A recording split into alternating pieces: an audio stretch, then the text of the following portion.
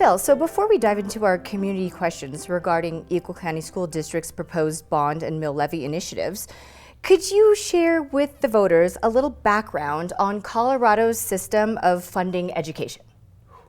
You jumped right into the deep end there, Marissa. I did. No, happy to explain it. It's a very complicated system, but I'll give you the Cliff Note version. Okay. Basically, the funding in the state of Colorado is funded primarily through property tax assessment. So communities around the state collect property tax and they send it all to Denver. When the money gets to Denver, Denver then reallocates those dollars back to school districts based on a very specific formula, and that formula has dozens of factors that we don't have time to talk about. I think one important thing to note that makes the system very complex is the equalization factor.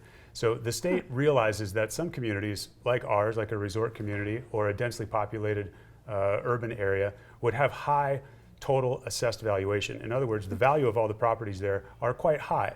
But then we have some areas of our state that are not very developed and they're rural, and the property value is not nearly as high or comparable to what we have in our community.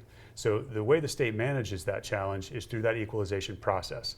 The dollars that are collected from communities like ours are then shared with the communities that have much lower assessed valuation. So in some ways, communities like ours subsidizes the other portions of the state that don't raise as much revenue. So that equalization process gets tricky, complicated, and we're in Denver often trying to advocate for changes to that process.